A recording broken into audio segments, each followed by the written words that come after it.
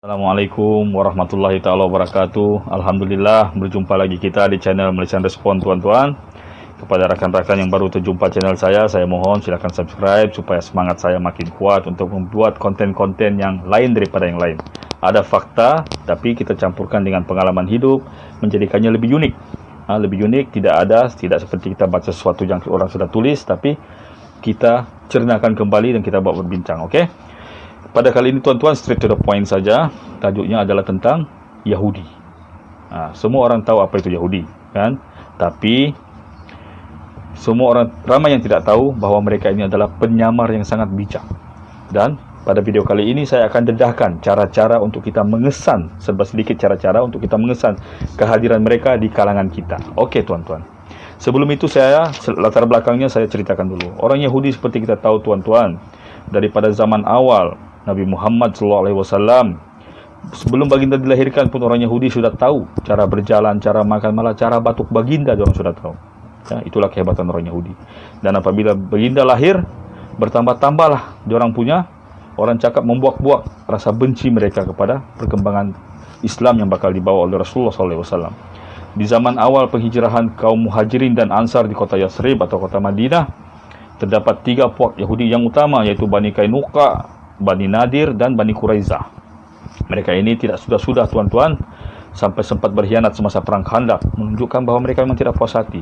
Kemudian di zaman pertengahan tuan-tuan, kita dan saudara-saudara Kristian kita, saudara-saudara Nasrani, beberapa kali berperang dalam siri-siri perang salib, Crusaders, yang sebenarnya dicetuskan atas inisiatif dakwah orang-orang Yahudi. Mereka beracuni pemikiran Pop Urban di Vatican City sampai beliau mengumpulkan knights yang ada di Eropah untuk menyerang tanah suci, diperebutkan lalu berperang. Sedangkan sebelum itu kalau kita tengok nama Jerusalem sendiri pun sudah nampak perkongsian Jerusalem, Jews, Cruz, Muslim.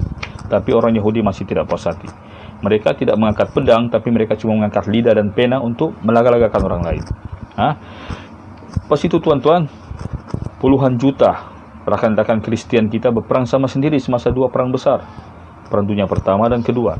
Perang Dunia Pertama tuan-tuan tercetus apabila seorang Yahudi Serbia bernama Gavrilo Princip telah menikam Archduke Franz Ferdinand di Sarajevo pada tahun 1914. Saya kurang ingat tarikh dia.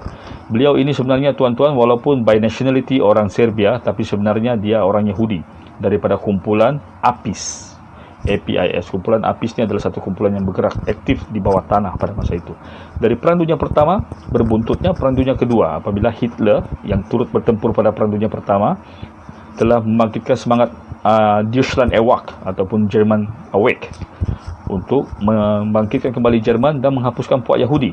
Tetapi intention sebenar Hitler adalah menghapuskan puak Yahudi kerana beliau tahu punca-punca peperangan ini adalah dari puak Yahudi. Sehingga kan Hitler sebelum beliau mati, beliau sempat berkata, saya boleh hapuskan mereka semua sekali kalau saya mau, tapi sengaja saya sisakan supaya kalian tahu betapa jahatnya bangsa ini.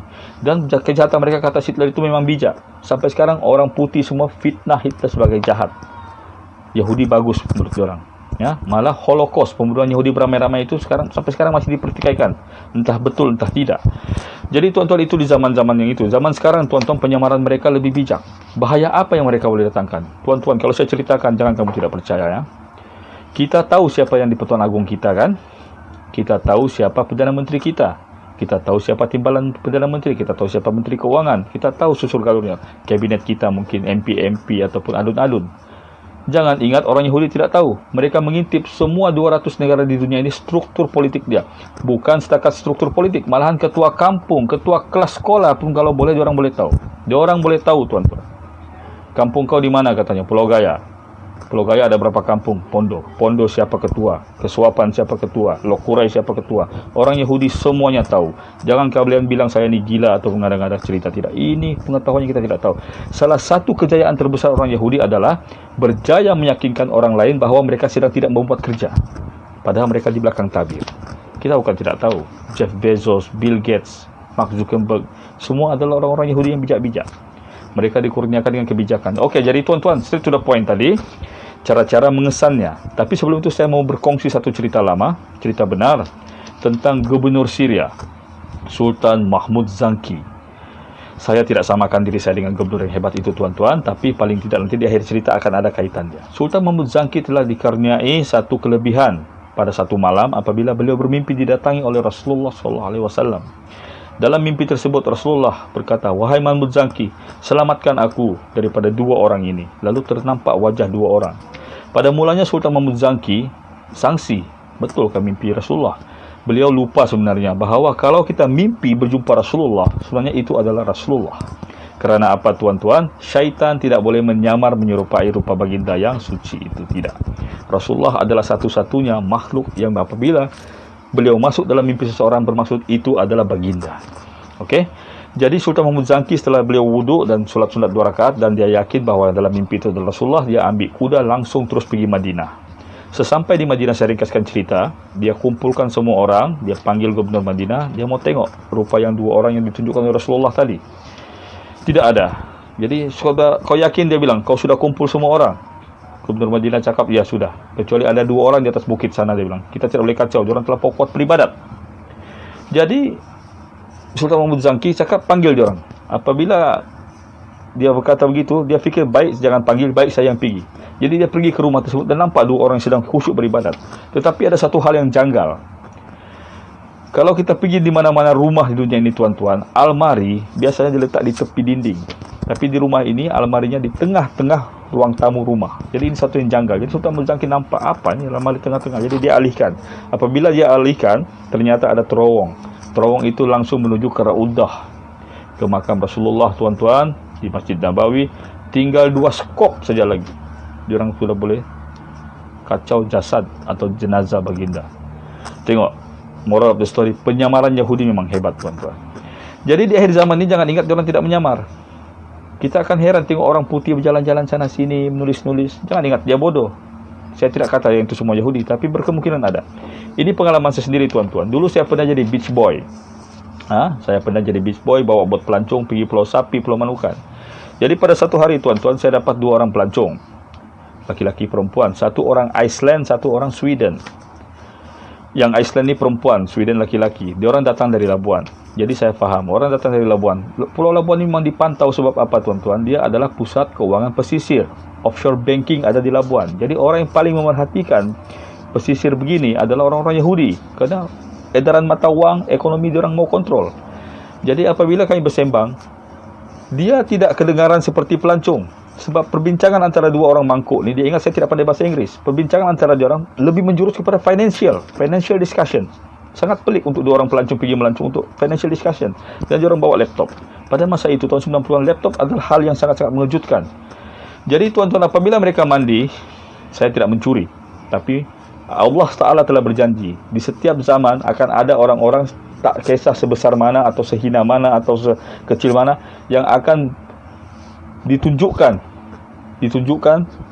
cara untuk mengesan musuh-musuh Islam. Mungkin saya salah satunya, tapi saya tidak samakan diri saya dengan Sultan Mahmud Zangki. Iman saya tidak seberapa. Okey, tapi mungkin pada hari itu ditunjukkan oleh Allah dan saya kongsikan sekarang. Saya ternampak pasport itu tuan-tuan, seolah ditiup angin datang kepada saya. Pasport Iceland. Iceland tuan-tuan adalah sebuah negara kecil. Penduduk 330,000 orang saja, terletak di lautan utara, lautan Arktik sana.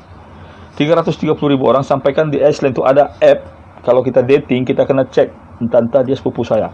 Dan di Iceland ini saya masih ingat cikgu saya pernah ajar dan saya pernah baca, orang laki-laki dan orang perempuan ada 2 nama yang sama. Semua laki-laki di Iceland hujung nama dia Son, S-O-N. Kalau kita ingat pemain Chelsea, Eidur Gudjohnsen, contoh dia lah, Rolf Magnusson, Son semua di belakang.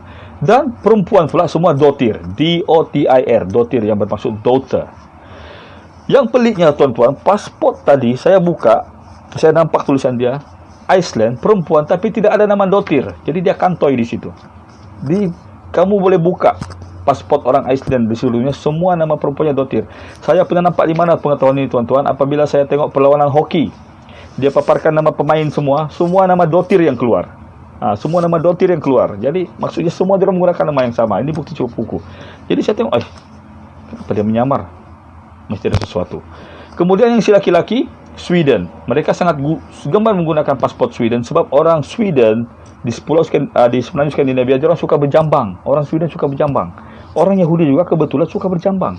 Tapi jambang orang Yahudi pelik. di bahagian sideburn diorang ada curly, sebab diorang menggunakan itu untuk ibadat syabat halah atau ibadat kabalah mereka. Jadi saya kesan ini tuan-tuan. Dan di nama pasport dia sangat pelik. Orang Sweden jarang menggunakan dua son itu berturutan di nama depan, nama pangkal atau nama hujung. Jarang mereka menggunakan dua perkataan son. Tapi di pasport itu cuma ada dua nama, dua-duanya son.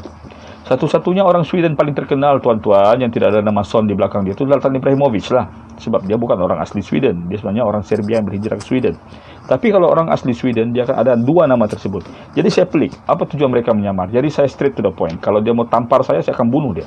Itu plan saya, dia Yahudi. Jadi saya pura-pura tanya, "Sir, I sense something amiss about this." Saya terus direct but even though I'm a Muslim, I'm a naturalized Muslim, saya cakap. Saya istighfar dalam hati, tapi dalam hati saya kena korek kali. Dan dia berterus terang, dia Yahudi. Dia Yahudi, mereka menjalankan. Saya pura-pura menyokong apa yang orang cakap. Saya cakap Muslim jahat apa ini semua untuk mengorek. Dan orang ada rencana yang saya ceritakan tadi. Yang orang tahu hierarki pemerintahan sampai daripada setinggi-tinggi pemerintah sampai ke serendah-rendah ketua kampung. Malahan ketua pasar pun orang tahu siapa. Itulah bijaknya orang Yahudi. Untuk apa tujuan hal ini tuan-tuan? Untuk mereka menguasai dunia. Order baru. Novo Secularis. Itu lambang mata di US. Itulah orang punya El Pluribus Unum itu. Itu orang punya matlamat. Itulah matlamat di orang tuan-tuan. Jadi kita kena waspada. Itu bukti-bukti yang tidak sengaja. Bukti yang sengaja paling jelas tuan-tuan. Kalau kamu nampak orang Yahudi, lengan di orang biasanya ada dua garisan. Dua garisan macam kena masking tape. Kenapa? Sebab sewaktu ibadat kabalah atau syabat halah tadi, mereka akan melilit tangan mereka dengan sekuat-kuatnya. Biasa kita akan kesan. Kalau kamu nampak alamat salib berjambang-jambang, ada dua garis di sini, confirm dia. Tangkap, kasih ngap. Kalau boleh. Sebab mereka adalah musuh kita yang nyata, tuan-tuan. Sampaikan di akhir zaman nanti, tuan-tuan, semasa di perang turunnya Nabi Isa alaihissalam dan Imam Mahdi dikatakan, pokok pun akan mengatakan, bang, ada Yahudi di belakang saya. Tapi kamu jangan salah faham, bukan pokok yang bercakap. Pokok itu boleh bermaksud adalah mungkin salib rekan-rekan Kristian kita, ataupun mungkin bendera Lubnan. Bendera Lubnan kan ada pokok. Kalau kamu tengok, kan biasa tengok bendera Lubnan, dia ada pokok. Dan di Lubnan kebanyakannya orang Kristiannya bermazhab Ma'runi atau Maronite Kristian. Kalau di Mesir, Kipti ataupun Koptik. Ini saya bukan action mau kasih tahu, tapi perkongsian kita, karena kita ramai yang tidak tahu. Dulu tuan-tuan saya pernah mengesan sebuah sinagog di Selangor. Saya dan adik laki saya, mungkin kamu kenal nama dia Irama itu. Kami berdua pernah nampak sinagog Yahudi dan kami hampir melakukan sesuatu. Tapi cepatnya mereka tercium apabila kami datang untuk kedua kali sinagognya sudah tak ada. Kamu juga harus waspada tuan-tuan apabila nampak pohon macam bunga-bunga yang simpanan nasional, tapi dia menghadap ke atas, itu adalah pokok ibadah Yahudi. Nampak bintang Nabi Daud, laporkan, cek. Ya, kita harus waspada. Kenapa? Sebab apabila mereka terlalu ramai di negara kita, minta maaf kepada rekan-rekan di Indonesia, akan menjadi seperti di Indonesia. Mereka ada sinagog terbuka. Di Jakarta, di Cikini, ada sinagog terbuka. Ada klub angkup dalam di sana untuk orang non-Yahudi. Dan apabila hal ini terjadi, Islam akan diperkotak-katikkan. Kita tidak hanya memandang Islam dalam bahaya, tapi agama-agama lain juga akan diperkotak-katikkan. Kebijakan Yahudi adalah mengadu domba. Jadi kita elakkan ini. Kongsikan video saya tuan-tuan. Semoga bermanfaat kepada kita umat Islam dan rekan-rekan kita yang lain daripada agama lain yang bukan Yahudi, supaya kita terhindar daripada adu domba puak yang bijak tapi jahat. Assalamualaikum warahmatullahi wabarakatuh.